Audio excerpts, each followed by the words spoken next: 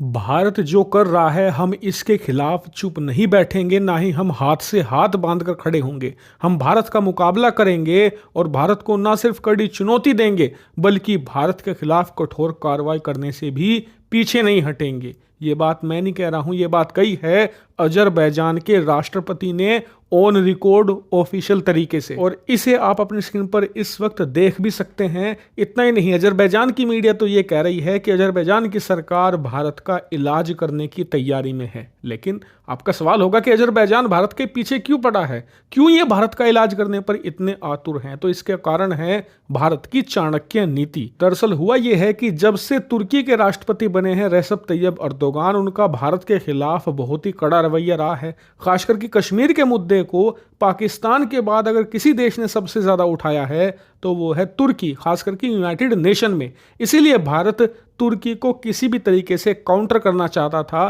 तुर्की को फंसाने की नीति बना रहा था। इसी नीति के तहत भारत ने 3 देशों को प्राइम टारगेट बनाया। पहला था ग्रीस, दूसरा था साइप्रस, तीसरा था अर्मेनिया। तीनों देशों में क्या कॉमन है?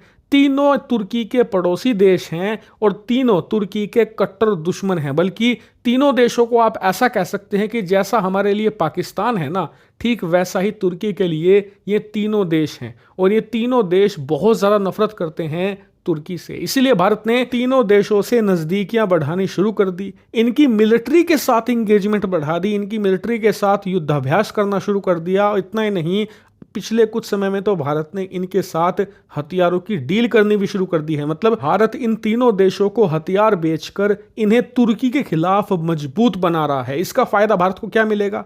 फायदा ये कि जब एक देश अपने आस पड़ोस में उलझ जाता है ना, तब उसे देश दुनिया की खबर ही नहीं रहती। तुर्की जब अपने पड़ोस में इतना बुरी तरीके से घिर जाएगा तो तुर्की के मन में खौफ आ जाएगा कि अगर हमने भारत के खिलाफ कुछ करने की कोशिश करी तो भारत इन तीनों देशों के जरिए हमारी लंका लगवा देगा, और इसीलिए हमें चुप रहने में भलाई है। लेकिन इस नीति के कुछ साइड इफेक्ट भी हुए।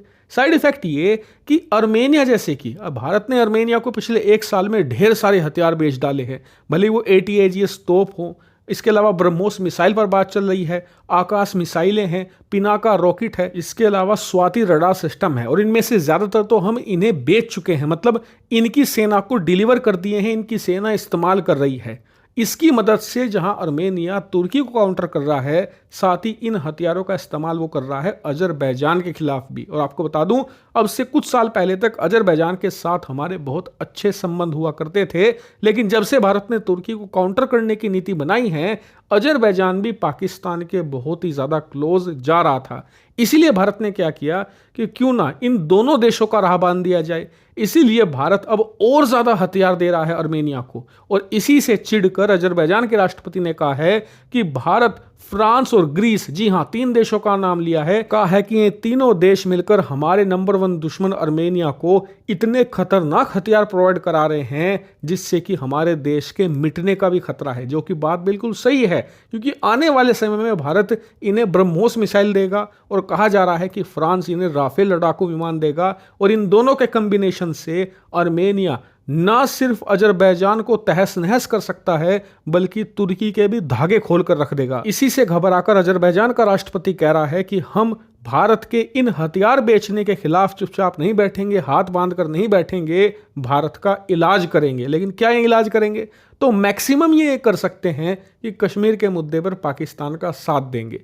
इसके अलावा ना तो इनके बस में कुछ है, ना ही ये कुछ मैक्सिमम इससे ज़्यादा भारत के खिलाफ कर सकते हैं। लेकिन अगर इन्होंने ये भी करने की कोशिश करी तो भारत फिर अल्ट्रा मैक्स मोड पर चला जाएगा। मतलब फिर हम अर्मेनिया को ऐसे हथियार देंगे जिसे तुर्की और अजरबैजान झेल भी नहीं पाएंगे। और इसीलिए अजरबैजान के राष्ट्रपति ने जो कहा है, आप इसे सिर्फ और सिर्फ रोना धोना समझकर इग्नोर कीजिए और इसका लुफ्त उठाइए, मजा लीजिए, क्योंकि अभी तो हमने इनके साथ कुछ भी नहीं किया है। चाणक्य नीति जितनी ज्यादा देर तक चलती है उतनी ही ज्यादा जबरदस्त वार करती जाती है। इसीलिए अभी तो आपने अजरबैजान के राष्ट्रपति का रोना धोना सुना है, जरा रुक जाइए कुछ समय, तुर्की का राष्ट्रपति अर्दोगान भी रोए।